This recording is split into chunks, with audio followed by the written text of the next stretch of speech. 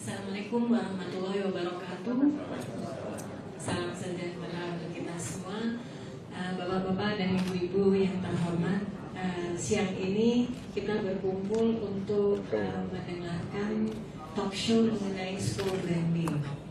Jadi waktu saya masuk, saya rasanya wah ini kelihatannya bapak-bapak dan ibu-ibu yang lumayan serius nih. Saya bilang sama Mas Kemal, ini gimana nih supaya nggak terlalu serius nih? Soalnya sehari-hari kan sudah serius di kampus ya Bapak Ibu. Jadi hari ini biar agak lebih cheerful lagi. Nah, untuk sebelum kita masuk ke acara supaya mengurangi tingkat keseriusan, ini ada lomba menulis tweet terbaik.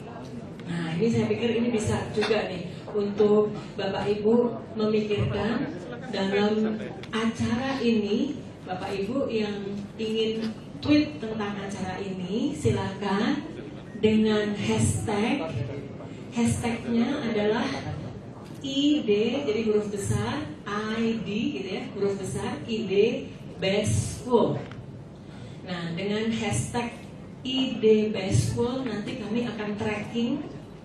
Nah, tweet terbaik akan mendapatkan hadiah. Hadiahnya rahasia karena Ibu Lis katanya belum bisa menjelaskan. Itu mungkin saking besarnya hadiahnya.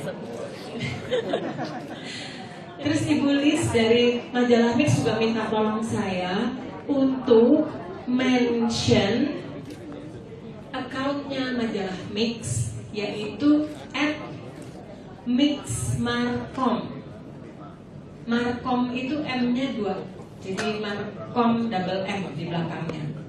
Nah, berarti kalau tweetnya sudah menggunakan hashtag ID Best School dan juga mention Mix Markom, di situ akan masuk ke dalam lomba tweet terbaik sampai ini. Gitu ya, Bapak Ibu yang di depan, mohon maaf yang nggak bisa ikut ya. Oh, padahal berminat ya Bapak. Baiklah, tadi Bapak Kemal Gani sudah menjelaskan betapa pentingnya school branding, dan ini juga saya bisa menjelaskan atau mengamini juga karena dalam periode beberapa waktu terakhir ini sebagai seorang brand konsultan dan seorang brand auditor, saya cukup sering juga sekarang ini diundang untuk membahas mengenai school branding, dan ini saya melihat adanya intensitas atau minat yang lebih tinggi kesadaran membangun brand. Jadi saya pun juga melihat adanya pergerakan. Belum lama ini juga di Unair ya, itu juga ada sebuah acara juga di mana mereka khususnya untuk school branding ke tingkat global. Nah, kalau ke tingkat global itu menurut saya udah stepnya udah semakin tinggi. Tetapi kalau yang dilihat dalam awarding ini masih tingkatnya menurut saya masih di tingkat lokal. Tetapi di tingkat lokal ini pun masih banyak yang masih bisa dibenahi. Sehingga pada saat secara internal brandingnya sudah baik, external brandingnya tentu akan mengikuti. Masih banyak yang beranggapan bahwa kalau branding itu hanya berbicara dengan external stakeholders. Padahal dalam branding itu ada dua, Bapak Ibu ya sekalian. Jadi ada internal branding dan ada external branding. Nah, bagaimana kita menyiapkan jajaran dan sebagainya dalam internal branding itu juga akan bisa meningkatkan branding secara keseluruhan. Karena itu tema pada hari ini yaitu mengangkat alumni. Alumni itu adalah bagian dari internal branding. Karena alumni bagian dari stakeholders yang mana pada saat kita membinanya dengan baik, dia akan bisa memberikan nilai yang sangat tinggi.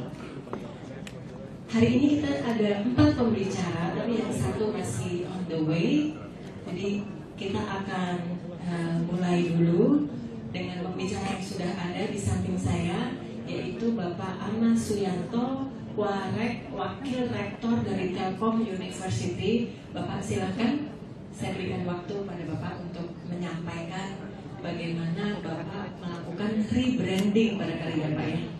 Rebranding yang terakhir itu menarik minat banyak orang dan kita ingin dengar langsung dari sumbernya. Silakan Pak Amal. Terima kasih Bu. Assalamualaikum warahmatullahi wabarakatuh. Selamat siang dan salam sejahtera buat kita semuanya. Alhamdulillah, insya Allah kesempatan ini kita manfaatkan untuk saling sharing bersama.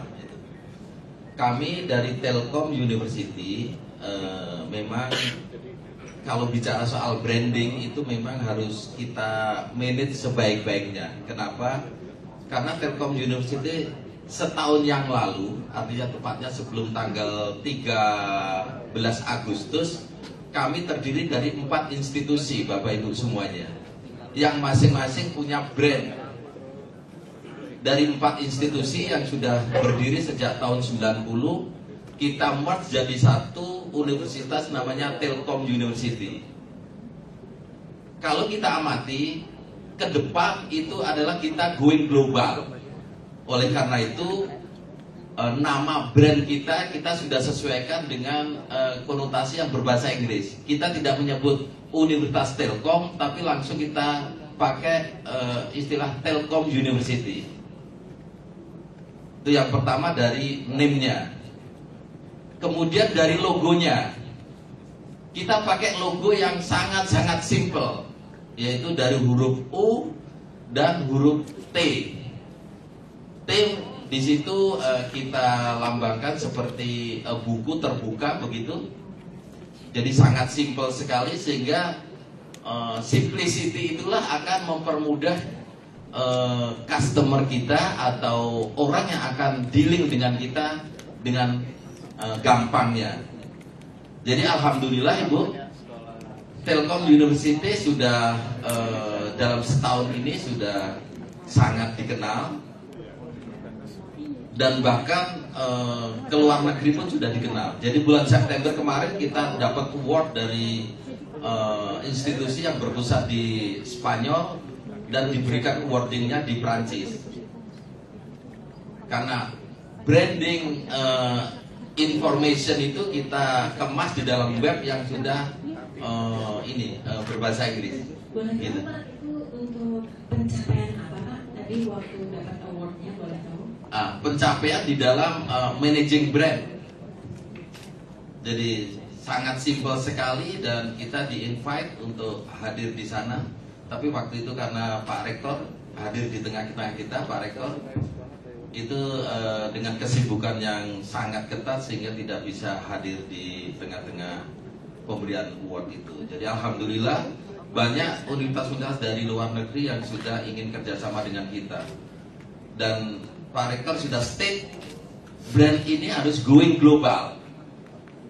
Oleh karena itu beliau tetapkan bahwa namanya jangan yang lokal, namanya harus yang global juga, yaitu Telkom University.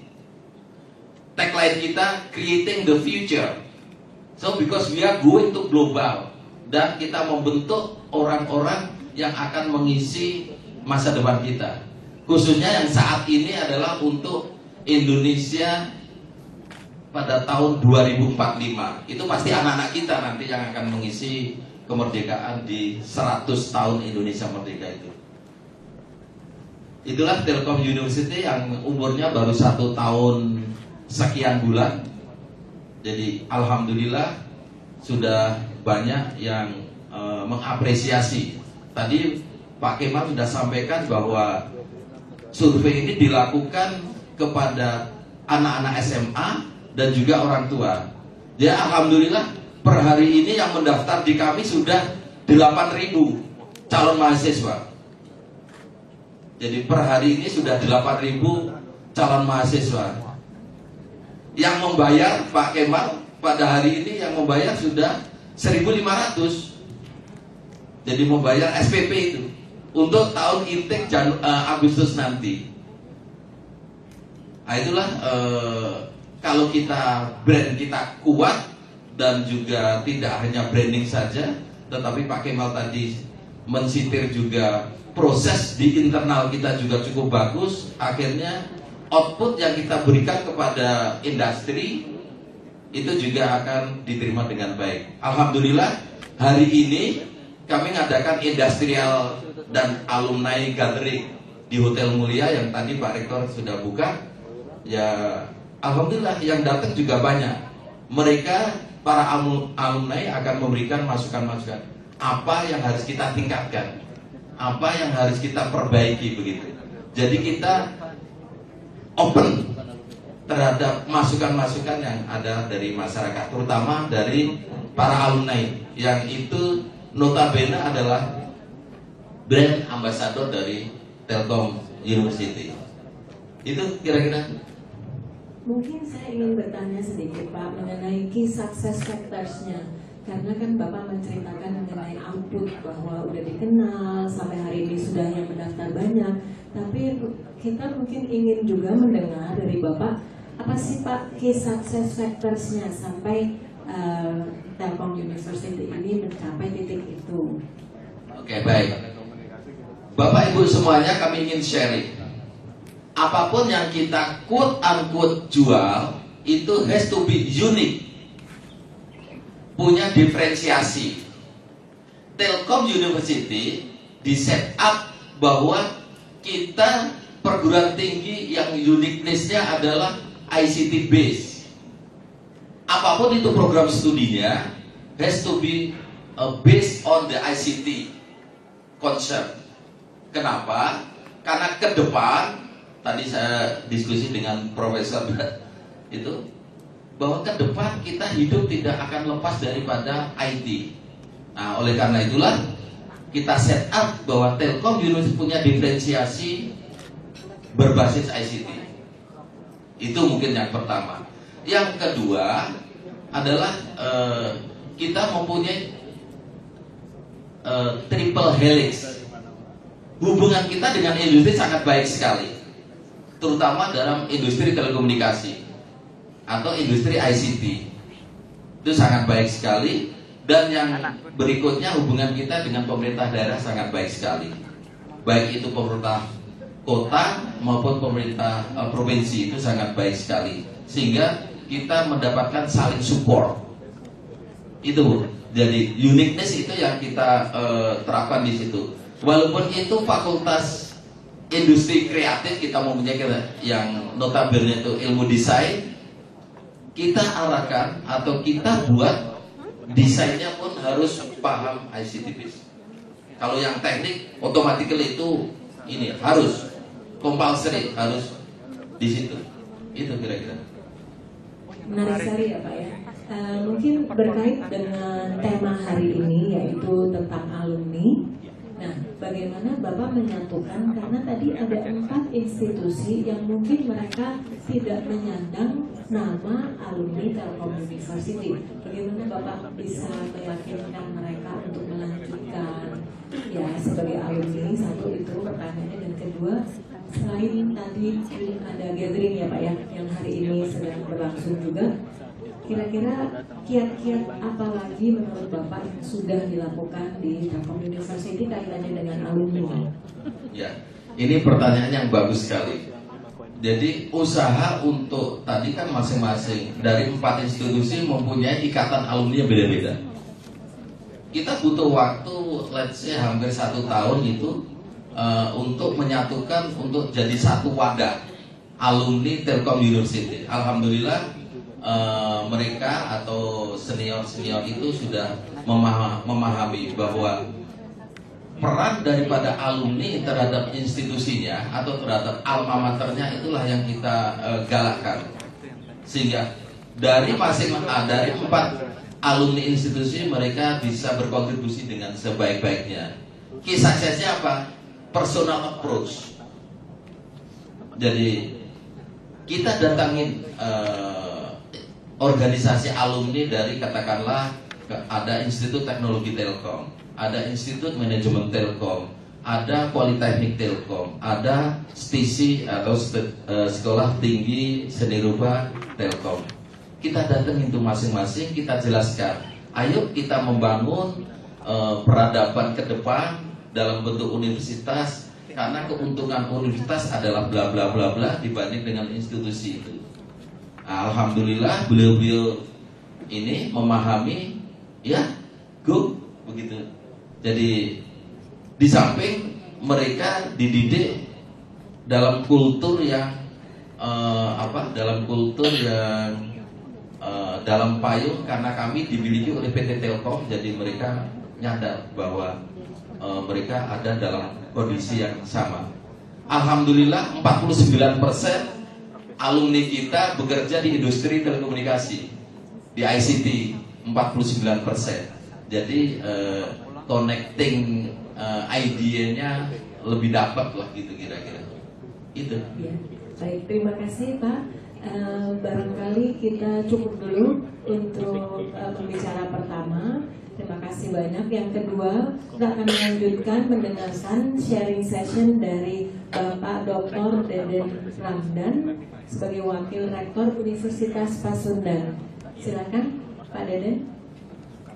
Ya, baik. Assalamualaikum warahmatullahi wabarakatuh. Salam sejahtera bagi kita semua. Sungguh bahagia kami diundang untuk hadir di tempat yang mulia ini, tentu dengan sejumlah kebanggaan yang saya yakin yang hari di tempat ini pun memiliki kebanggaan yang sama. Izinkan saya untuk menyampaikan beberapa hal. Yang pertama, mungkin antitesa dari teori barangkali Universitas Pasundan adalah Universitas Wong Deso. Kami berangkat dari sebuah niat. Barangkali kalau saya translatekan dari bahasa Rusia, Universitas Pasundan itu lahir dari marangan kokoroh, ya, dan kebodohan. Ya, itu saja. Ya, niat kami sederhana saja. Bagaimana ada value yang disebut dengan Islam dan Sunda. Memang berangkat dari semua ini pasti orang akan mengatakan bahwa ini sara, ya, rasial dan sebagainya. Tapi izinkan kami 54 tahun lepas berdiri berangkat dari semua itu yang pertama. Yang kedua, ya, kalau dalam bahasa orang Bantennya suatu analisis bahwa kami berangkat dari satu situasi bahwa mahasiswa kami ini adalah 30% yang memilih Unpas sebagai pilihan pertama dan 70% adalah pilihan berikutnya. Yang 70% ini adalah mereka yang kalah perang, yang pilihan prioritasnya adalah perguruan tinggi negeri. Itu memang sebuah perjuangan yang barangkali tidak ringan, ya, karena mereka ekspektasinya berbeda. Ya, ketika masuk ke perguruan tinggi kami, yang pilihannya pilihan yang kesekian begitu. Jadi tampaknya ini yang menjadi tantangan. Itu yang kedua bagi kami. Dan yang ketiga,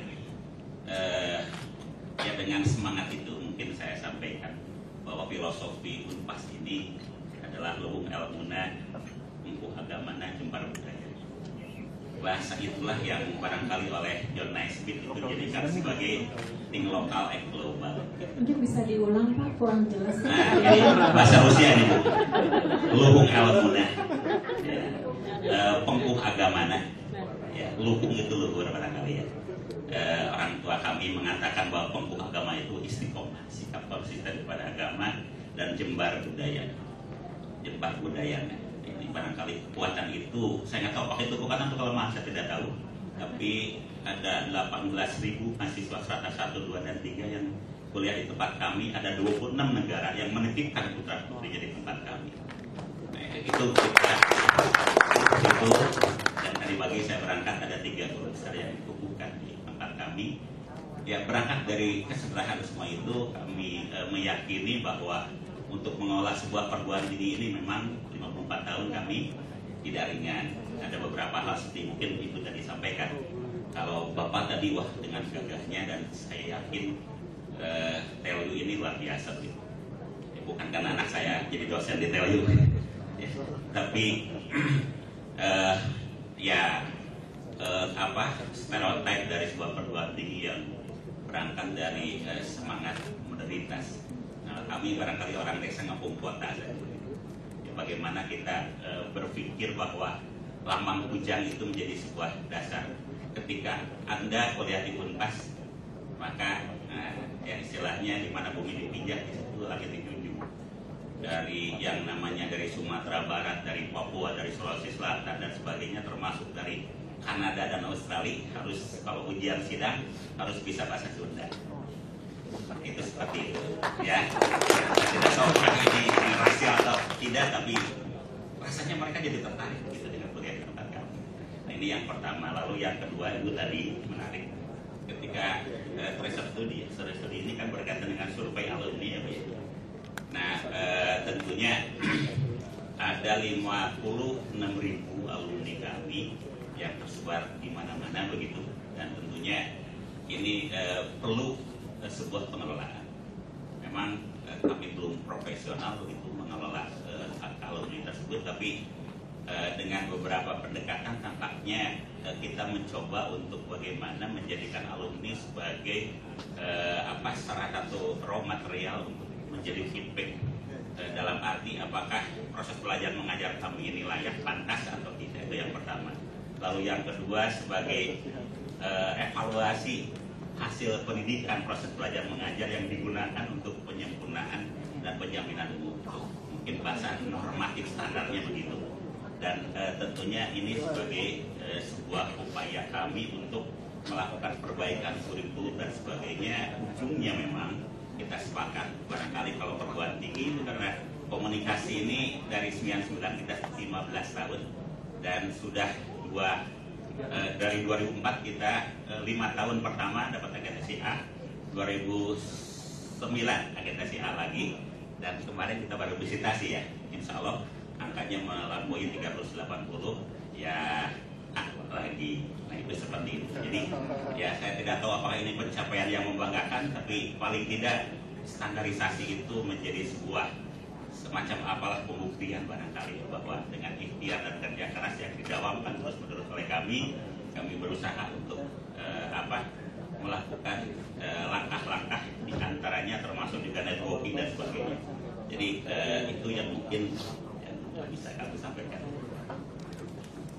Terima kasih Pak. Mungkin sebelum saya bertanya sedikit untuk Bapak, kami akan undang dulu Bapak Desi Dwi Kristanto, Dekan Fakultas Seni dan Desain dari Universitas Multimedia Nusantara. Silakan untuk menempati posisinya. Macet ya Pak ya, jalan.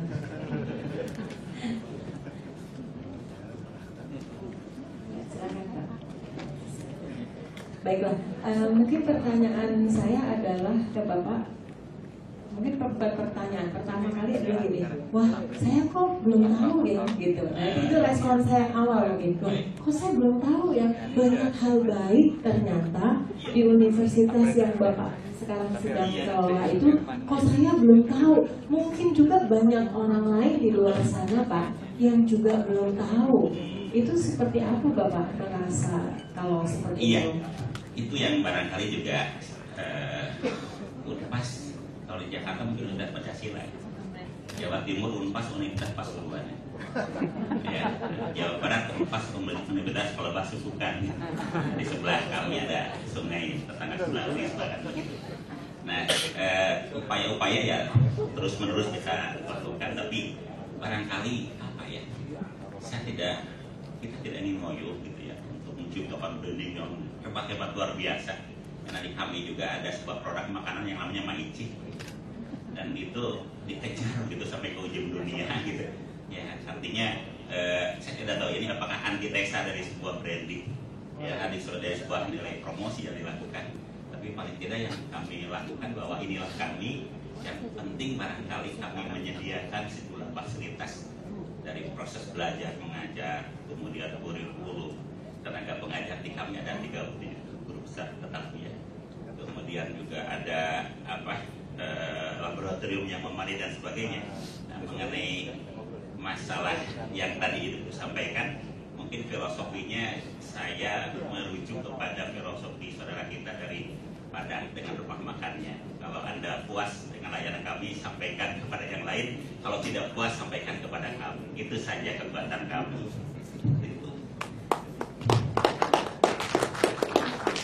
Ya barangkali ini terkait dengan tema Pak ya, dari segi temanya alumni.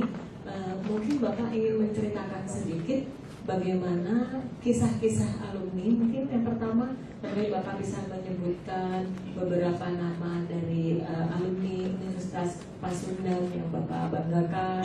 Kemudian juga bagaimana Bapak membuat mereka menjadi salah satu stakeholder yang juga mungkin karena ini tidak dipublikasikan secara luas Pak, tetapi barangkali ada hubungannya dengan word of mouth communication ya Pak ya. Jadi dari mulut ke mulut, karena kalau tidak kan tidak sampai mana-mana Pak, tidak sampai Kanada, tidak sampai Australia, pasti kan ada berita yang sampai gitu ya Pak ya. Nah, bagaimana Bapak memanfaatkan alumni itu Pak? Iya, esensi dasar dari brand ambassador kan tetap besar mereknya ya. Kalau bahasa tekstualnya kan begitu. Jadi tentu kita juga berusaha untuk bagaimana sebagai perguruan tinggi yang mediocre berusaha untuk mewujudkan citra kampus kami dalam penampilan, etika, jati diri dan visi yang ya seperti apa adanya ya. Tidak ditambah-tambah, tidak dikurangi begitu. Tidak main pencitraan di output outcome, tapi kita berproses sebagai sebuah sistem gitu. Nah, sehingga dengan demikian ya tentunya ada semacam fulfill condition, syarat-syarat yang dibutuhkan untuk membangun sebuah brand ambassador itu ya. Misalnya sikap yang disebut dengan role model, personality dan sebagainya. Ya, kami ingin menegaskan ya, maaf katanya ada Pak Anwar di sini dari Pajajaran. Di Jawa Barat ini kita sedang bersaing dan bertanding secara kontestasi sehat. Ada 3 perguruan tinggi yang merujuk kepada semiotika nilai-nilai kesundaan, Pajajaran, Pasundan, Parahyangan begitu. Ya, kami Pasundannya kan begitu. Nah, satu di antaranya kami ingin menegaskan bahwa di Jawa Barat ini ada sebuah olahraga yang namanya sepak bola dan itu kebanggaan dari masyarakat Jawa Barat yang namanya Persib Bandung. Nah, kami ada alumni yang kebetulan sekarang jadi kapten Persib, namanya Atlet. Nah, itu contoh gitu ya. Ada 7 pemain Persib ya. Itu Persib barangkali. Nah, ini yang kita mesti aplaus dulu dong. Ada orang-orang biasa dari tempat. Lalu yang kedua ya, saya pikir alumni kami ini tentunya kalau sebut nama kurang ini juga ya barangkali ya di media cetak dan elektronik mungkin hampir boleh semua. Pak, nggak apa-apa, sebut nama boleh. Ya di grup kelas lah barangkali sekarang jadi belum redaksi dan sebagainya. Contoh begitu lah ya. Ya, contoh. Baik. Salah satu, salah dua, salah tiganya mungkin disampaikan di balik pembicaraan ini. Bapak low profile ya Pak ya, ternyata ya. Mudah-mudahan high profit. Paling enak memang low profile, high profit karena saingannya nggak tahu kalau kita lagi repot ya Pak ya. Saingannya nggak tahu ternyata kita udah melampaui ya Pak. Ya, tapi saya kira sih mungkin tadi alumni itu bagian dari word of mouth communication dari Unpas ya mungkin ya Pak ya. Kalau saya bisa lihat dari tidak terlalu banyak di luar yang gembar-gembor, tetapi performance-nya terus meningkat ya Pak. Ya. Ada lagi Pak yang ingin Bapak sampaikan seputar Universitas Pasundan dan khususnya di School of Communication-nya? Sementara cukup. Cukup. Tapi ada 2 kekuatan barangkali ada kuliah di sini, ada ketua prodi, ada tingkat saya sekarang pemegang program studi. Itu ada 2 kekuatan karena kita visi Islam dan Sunda itu. Ada 2 mata kuliah yang jadi idola itu ya. Dan kawan-kawan kita termasuk kawan dari mancanegara itu, jurnalistik Islam dan linguistik Sunda. Itu peminatnya banyak sekali begitu. Jadi itu barangkali menjadi sebuah indikator bahwa yang disebut dengan kekuatan lokal wisdom itu kami bisa membuat satu evidensi bahwa ternyata itu diferensiasinya ya Pak. Diferensiasinya tadi jurnalistik Islam dan satu lagi linguistik Sunda. Okay. Ya, itu kekuatan dari Unpas School of Communication. Ya. Terima kasih Pak Deden. Ya, baiklah Bapak Ibu, kita akan lanjutkan dulu sampai selesai. Nanti Bapak Ibu silakan dicatat dulu kalau ada yang ingin bertanya. Saya yakin Bapak Ibu sudah banyak sekali nih pertanyaan, tapi kita simpan dulu ya. Kita akan berikan kesempatan berikutnya untuk Ibu Dorin Kartikawati. Silakan Ibu Dorin adalah prodi dari jurusan komunikasi di Universitas Atmajaya Jakarta. Silakan Bu Dorin. Terima kasih Mbak Amelia. Saya memanggilnya Mbak karena sudah cukup akrab, jadi tidak apa-apa ya. Ya, ya, mudah terus. Kami dari Unika Atmajaya itu tidak boleh menghilangkan kata Unika, namanya ya, branding dan namanya. Unika adalah Universitas Katolik Indonesia Atmajaya, dan itu melekat. Itu juga yang membedakan kami dengan misalnya Universitas Atmajaya Yogyakarta. Nama Yogyakarta melekat pada universitas mereka, dan satu lagi Universitas Atmajaya Makassar.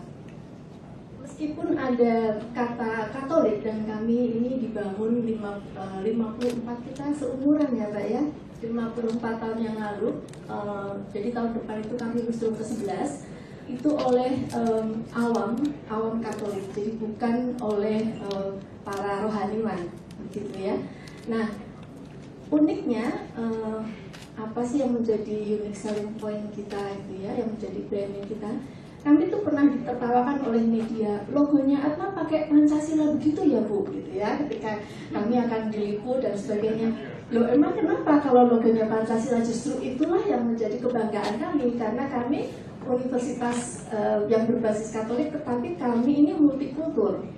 Jadi silakan berkunjung, banyak sekali karyawan yang non Katolik juga, mahasiswa dan mahasiswa dari luar juga. Jadi kami multikultur, dan karenanya itu kami bangga dengan hal itu.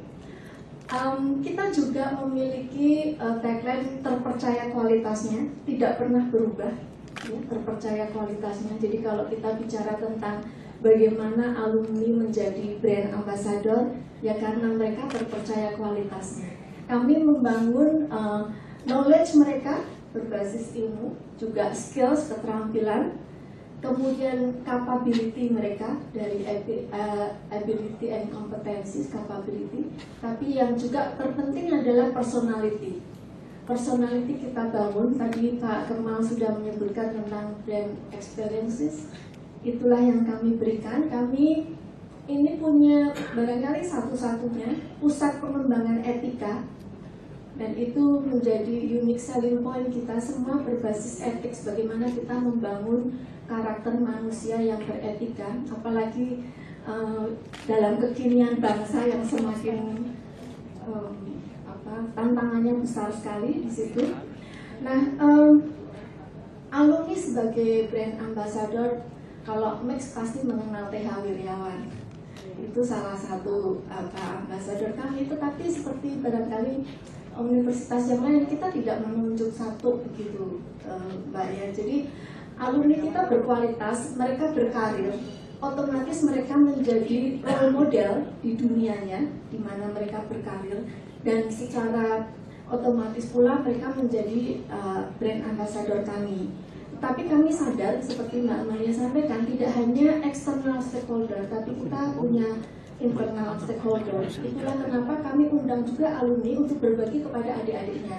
Kami punya pembimbingan karir mahasiswa, di mana alumni-alumni yang sukses itu berbagi, bahkan CEO tapi mau meluangkan waktunya dalam 6 kali pertemuan ya setiap semester, itu berbagi kepada adik-adiknya apa sih yang harus disiapkan untuk bisa bersaing di dalam persaingan profesional ya. Artinya mereka tidak hanya bersaing dari kemampuan, dari knowledge, tapi juga skills, capability, dan personality.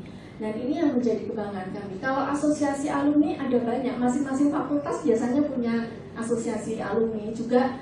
Karena banyak unit kegiatan mahasiswa, mereka itu ikatan emosionalnya lebih kuat di unit kegiatan mahasiswa. Mereka juga punya alumni-alumninya, dan sampai sekarang besar sekali. Ada yang sampai membuat yayasan dan memberikan beasiswa pada adik-adiknya. Ada yang kalau yang eksklusif misalnya di Fakultas Ekonomi itu ada ekonomi golf club, yang mereka juga melakukan turnamen tahunan untuk charity, ya, menggalang dana untuk dibagikan dalam bentuk beasiswa kepada adik-adiknya. Hal lain tadi disampaikan bahwa survei yang dilakukan oleh Max ini kepada calon mahasiswa, kemudian orang tua dan user, itu yang kita petakan juga. Ternyata mahasiswa Unika Atmajaya ini kelihatan sekali bahwa mereka itu misalnya orang tuanya kuliah di Atmajaya atau omnya, atau jadi dari lingkungan keluarganya. Kemudian juga mereka direkomendasikan oleh sekolah-sekolahnya untuk misalnya guru BP, mereka konsultasi disarankan kemana, maka Atmajaya menjadi salah satu yang disarankan. Dan user ini kami punya link yang sangat kuat dengan pembimbingan karir mahasiswa di salah satu biro kemahasiswaan alumni dan karir. Ini mereka sering sekali misalnya melakukan rekrutmen sambil terus memberikan pelatihan kepada adik-adik mahasiswa, sehingga tercipta relasi yang apa ya, di awal itu sudah terbangun. Tidak semata-mata karena difasilitasi oleh dosen, tetapi karena perusahaan membangun relasi langsung dengan mahasiswa, dan dengan demikian mereka tahu, oh mahasiswa ini berkualitas. Sehingga mereka biasanya banyak sekali mahasiswa kami yang tingkat akhir itu sudah bahasa Jawanya itu diijon gitu ya, nanti kalau kamu lulus kamu kerja di tempat saya. Jadi banyak sekali seperti itu.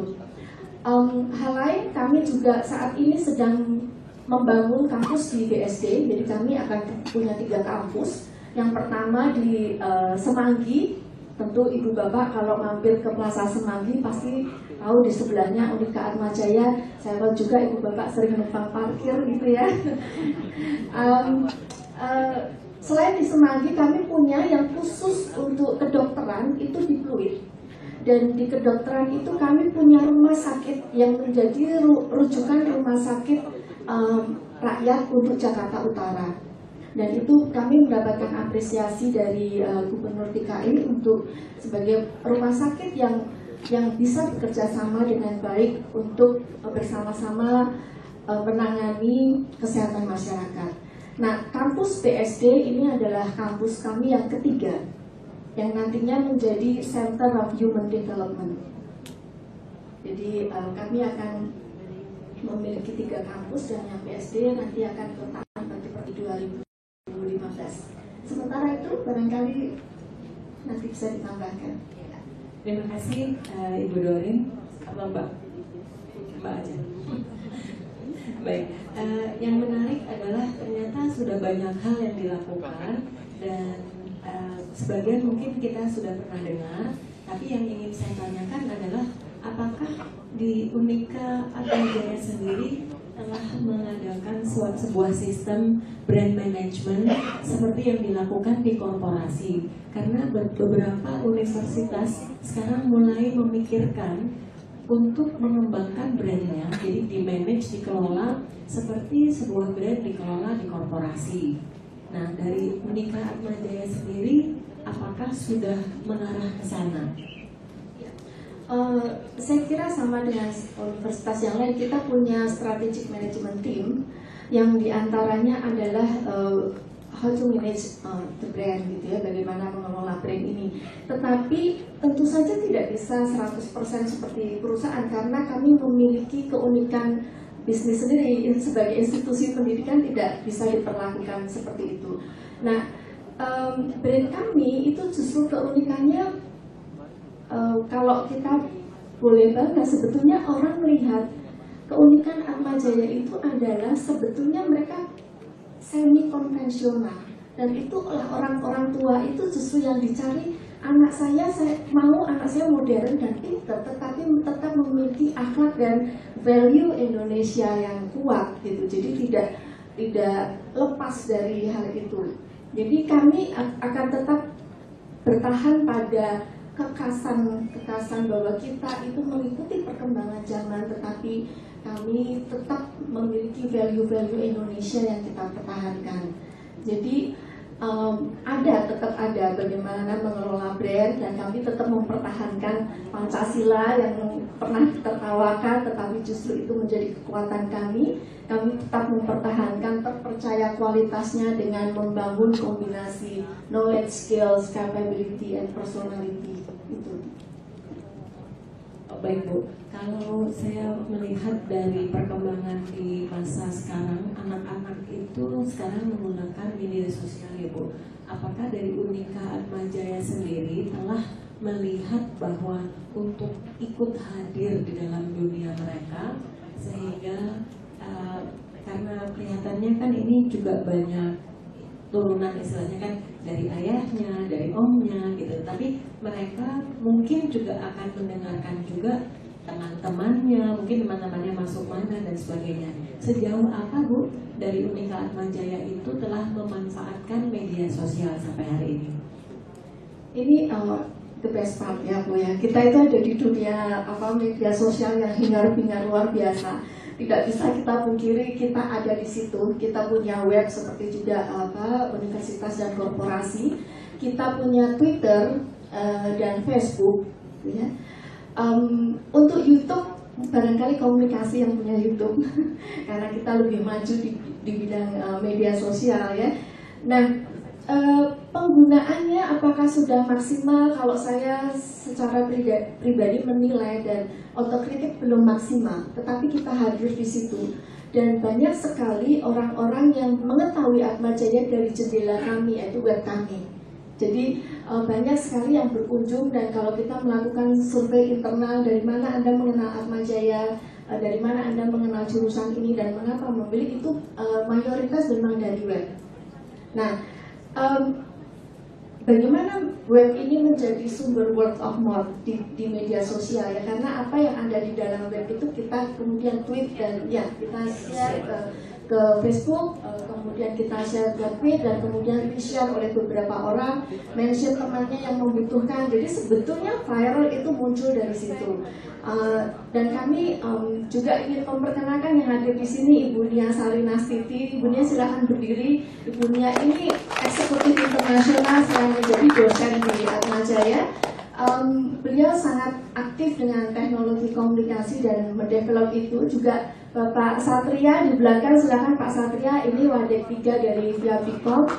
Dan ini dosen muda kami juga hadir di sini, Bapak Salvatore Simarmata. Hadir? Oh, tidak hadir ya, kami bertiga. Kalau sampai 5 nanti angka 6 saja. Ya. Jadi saya ingin memperkenalkan bahwa kami ini memiliki gradasi dosen dari yang sangat senior, yang sangat senior tetapi tidak gaptek, ya, misalnya Prof. Awes juga sangat aktif dengan media sosial, sampai ke dosen-dosen muda yang memang generasinya itu dekat. Jadi kalau kita tahu bahwa generasi digital itu katanya 80 tahun usia lahir di tahun 80 ke atas, kami punya banyak itu. Jadi mereka akrab dan misalnya pekerjaan apa yang bisa dikaitkan dengan mata kuliah ini, maka PR-nya membuat blog.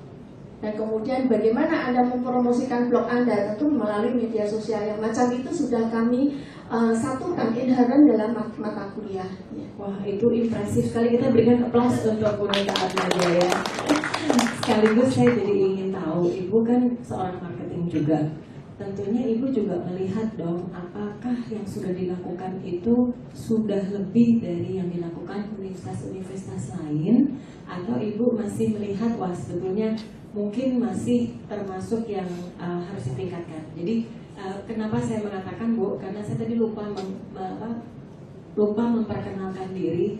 Saya sebetulnya juga adalah salah satu pengajar dari Binus University dan juga dari London School of Public Relations LSPR, di mana Ibu Prita Gani hari ini ada di sini. Saya juga mengajar di kampus beliau. Jadi dari 2 universitas itu saya juga ingin tahu juga nih benchmarking Ibu terhadap universitas-universitas secara umum, Bu. Apakah Ibu sudah melihat ada yang lebih advance atau ini sebetulnya sudah cukup advance menurut Ibu? Saya kira kita perlu being humble ya.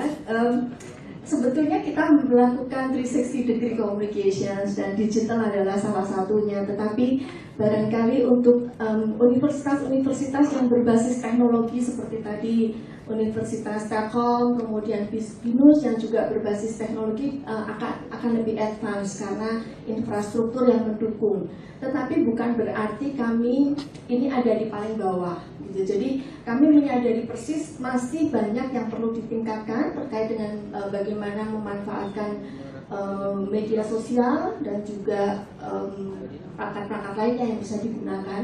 Tetapi basicnya kami menyadari bahwa media sosial itu kan sarana, ya. Tetap bagaimana strategic marketing communications-nya itu yang paling penting. How we develop the message dan bagaimana kita deliver the message. Kalau media sosial itu kan sarana, itu tetap kita gunakan dan kita upayakan untuk maksimal, meskipun sampai saat ini ya kami harus akui belum semaksimal yang kita harapkan, ya. Tetapi tidak ingin menjadi terlalu tradisional, tetapi bahwa itu kita sadari sebagai sarana sehingga kita lebih menyiapkan bagaimana memproduksi pesan dan siapa yang harus deliver dan how to deliver untuk mencapai target audiens kita itu menjadi lebih utama. Ya Bu, saya kira saya sependapat dengan Ibu Doreen bahwa media sosial itu sudah menjadi keharusan, tetapi juga mungkin kreativitas tadi ya Bu ya. Jadi mungkin kalau infrastrukturnya udah cukup tinggi, tetapi pada saat strategik marketingnya belum sempurna, kemudian juga kreativitasnya juga masih tertinggal, saya kira itu bisa justru menjadi competitive advantage dari Unika Atmajaya. Barangkali ada kaitannya dengan sharing Ibu di media sosial. Saya ingin share sedikit tentang istilah yang disebut zero moment of truth. Kalau Bapak Ibu sering dengar ada istilah moment of truth. Nah, moment of truth itu kan sebetulnya pada saat seseorang experience terhadap sebuah brand di mana dia sudah mempunyai ekspektasi terlebih dahulu. Nah, moment of truth sebagai sebuah konsep itu sudah sangat lama ada, tetapi salah satu dari petinggi P&G mengatakan bahwa moment of truth itu yang kritikal adalah dia sebutkan pada saat seorang konsumen itu datang ke toko, datang ke lokasi dan melihat langsung. Pada waktu melihat langsung, disitulah yang disebut sebagai first moment of truth. First moment of truth adalah pada saat dia melihat seperti apa ini produknya, apakah sama atau tidak sama dengan apa yang saya bayangkan sebelumnya. Nah, tetapi menurut beliau, first moment of truth itu bisa jadi gagal. Kenapa? Karena pada saat di toko, tiba-tiba ada yang mengatakan sebaliknya. Misalnya ada SPG dari kompetitor yang berada di sana. Nah, sehingga tidak terjadi membeli produk itu. Pada saat sudah terbeli, itu yang disebut sebagai second moment of truth. Second moment of truth itu tidak bisa terjadi apabila first moment of truth-nya tidak terjadi. Nah, sehingga kalau dulu kita selalu konsep moment of truth itu adalah pada waktu produk sudah dirasakan. Artinya kalau universitas sudah masuk, sudah menjadi student, baru kemudian ada moment of truth.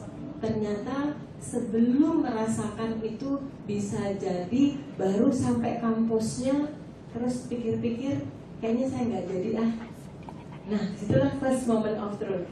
Tetapi yang menarik, ini ada salah seorang konsultan di Google yang mengatakan bahwa first maupun second moment of truth itu dua-duanya sudah terlambat, karena ada yang mendahului first dan second. Namanya zero moment of truth. Dan zero moment of truth itu terjadi pada saat dia belum berangkat, belum pergi ke universitas. Kalau ke toko belum sempat ke toko, tapi dia hanya search di Google, di search, dan disitulah ada berita-berita yang sangat banyak tentang brand, dan dalam hal ini brand universitas. Dan apa yang dikatakan oleh banyak orang tentang universitas itulah yang disebut zero moment of truth. Pada saat zero moment of truth-nya itu gagal, tidak akan terjadi first moment, apalagi second moment of truth. Nah, jadi menyambung pembicaraan dari Ibu Doreen, alangkah baiknya mulai mengelola zero moment of truth, karena itu yang paling cepat dilakukan oleh anak-anak di usia yang menjadi target audience. Mereka akan berkonsultasi langsung kepada Google untuk memahami brand experience yang ada di dalamnya. Saya kira itu tambahan dari saya untuk bekal diskusi kita sore ini. Last but not least, kita ada tamu yang sudah jauh-jauh, maksudnya jauh dengan kemacetan ya Pak. lumayan jauh juga sih, dari Universitas Multimedia Nusantara. Jadi Bapak Desi Dwi Kristanto adalah dekan dari Fakultas Seni dan Desain. Saya persilakan Pak Desi. Tadi saya hampir bilang, kok ini Pak bukan Bu? Oh, ternyata Pak Desi ya Pak. Ini brand juga loh Pak.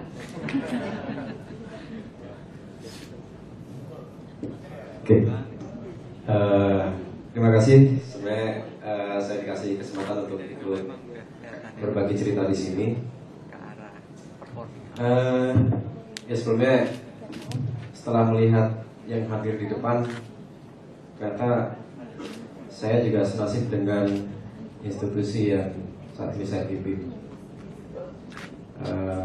Di sini kelihatannya saya paling muda ya, yang ada di depan ini. Dan institusi yang saya pimpin juga umurnya masih sangat muda. Universitas Multimedia Nusantara itu kita baru berdiri di tahun 2007. Jadi sekarang tahun ke-7 kami, dan sampai saat ini kalau dibanding dengan para senior-senior yang ada di depan ini, kami baru menghasilkan masih di bawah 500 mahasiswa alumni dari program studi desain komunikasi visual. Jadi perlu ditahu juga, saya memimpin Fakultas Seni dan Desain. Di dalamnya sampai saat ini masih ada satu program studi desain komunikasi visual, dan di dalam program studi DKV ini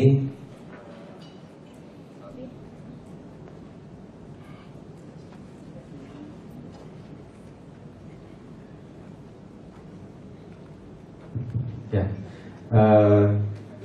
beda suaranya. Dengan saat ini kami ada 3 konsentrasi peminatan yang sudah berjalan. Yang pertama adalah animasi, yang kedua graphic design, yang ketiga sinematografi. Dan di tahun akademik depan 2015 kami akan buka yang paling muda, yaitu interactive media design. Nah, ya kalau saya bicara tentang DKV UMN, pastinya kami juga pasti mengingat kami berada di bawah keluarga besar Kompas Gramedia, yang dimana Universitas Multimedia Nusantara ini adalah salah satu dari perwujudan mimpi dari Bapak pendiri Kompas Gramedia, itu Bapak Dr. Honoris Causa Yaakob Utama. Dan ketika pertama kali UMN berdiri, khususnya di prodi kami di desain komunikasi visual, itu hanya 30 mahasiswa yang jadi angkatan pertamanya. Dan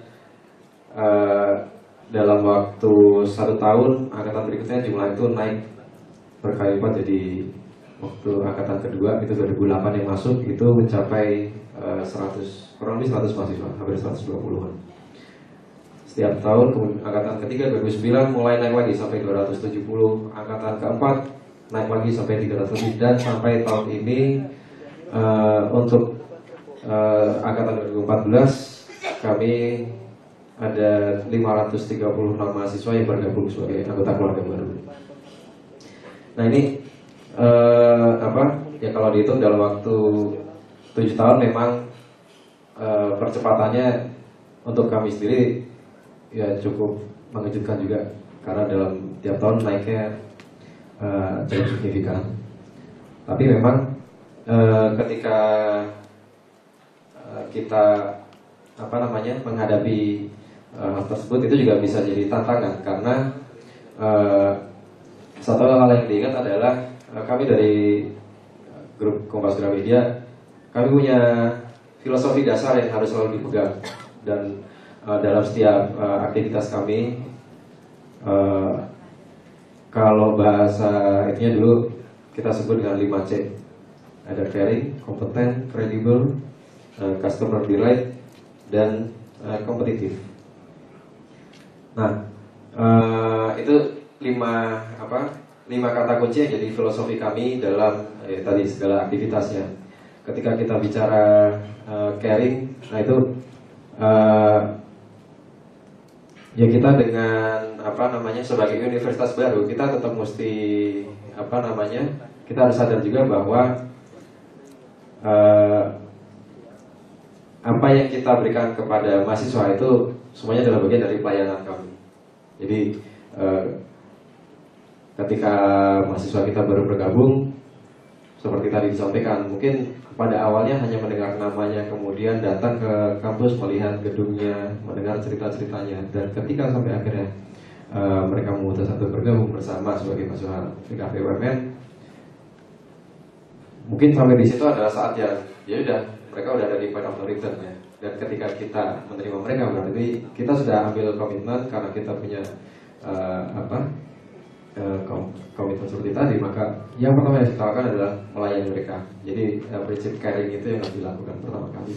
Nah, tapi di sisi lain juga ada 5C yang lain, ada kompetensi. Jadi ya dimanapun perguruan tinggi, pasti tugas kita adalah meningkatkan kompetensi mahasiswa. Dan di situ juga ada namanya prinsip kredibilitas, kredibel. Jadi kami menjaga sebenarnya nama baik itu bukan didapat dari apa yang kita omongkan, tapi ketika kita apa yang kita janjikan di awal, apa yang kita berikan di awal, itu kita pegang dan sampai akhirnya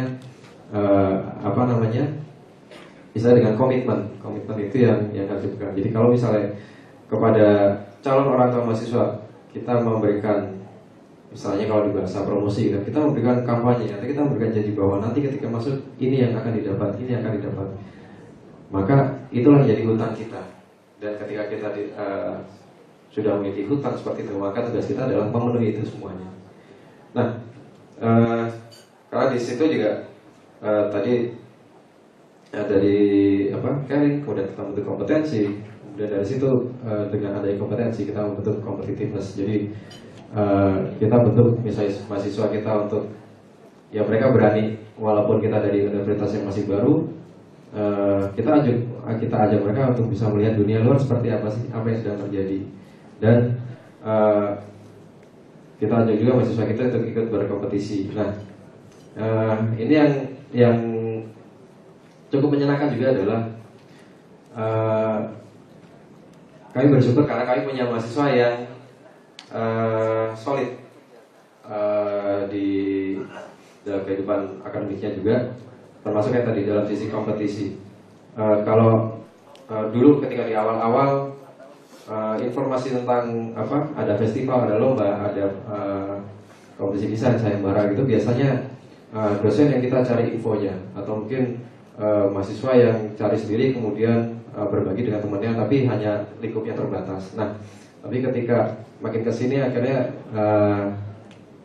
makin lama ada muncul inisiatif untuk membentuk kayak mewadahi sisi kompetisi itu menjadi sebuah kayak wadah kompetisi internal. Dan itu dibuat jadi kayak kita punya nama, misalnya ada nama komunitas di mahasiswa kita di kegiatan himpunannya yang disebut namanya UMNG atau gerbang.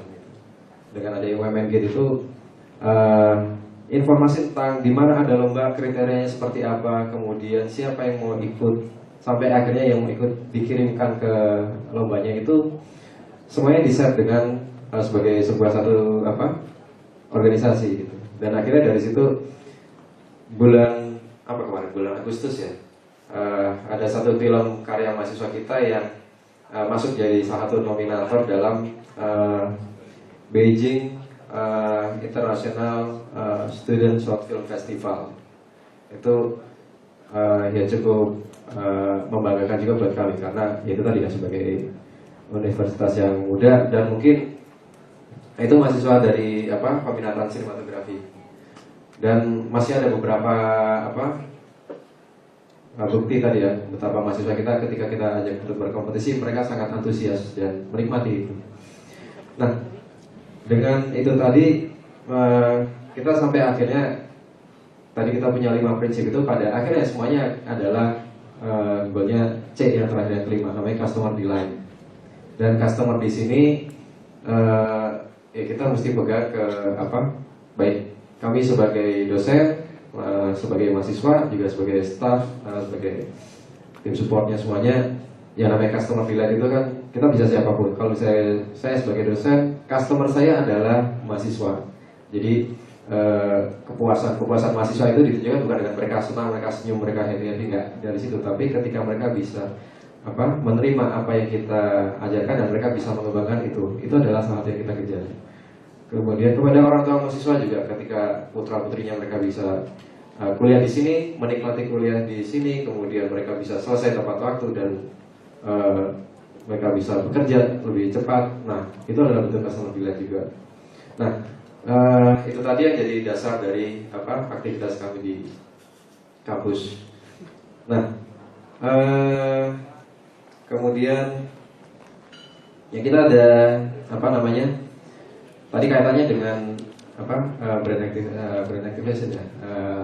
Bagaimana kami bisa memaksimalkan peran alumni dan bagaimana bisa menjalin hubungan dengan dunia industri. Nah, ini yang sampai kemarin bulan November tanggal 29 ya, kita melakukan wisuda yang ke-6. Dan ini sampai saat ini catatannya masih tetap yang kami dapat. Kami punya Career Development Center yang tugasnya untuk menangani para alumni dan juga nanti selama mereka proses persiapan sebelum mahasiswa kita lulus. Data yang kami dapat sampai saat ini masih tetap jumlahnya persentasenya sama 90% itu sebelum mereka wisuda itu sudah bekerja. Dan ini sebenarnya agak lucu juga terjadi. Kami punya hubungan cukup baik juga dengan industri, dan seringkali setiap kali ada job fair gitu. Setiap kali ada job fair gitu, atau di tempat lain, atau misalnya mereka menghubungi kami untuk mencari ada nggak alumni yang bisa ditempatkan di perusahaan kami sudah butuh. Seringkali dengan misal saya harus menjawab dengan angkat tangan, mohon maaf, kami sudah kehabisan stok, gitu. Dan itu lucunya juga ya,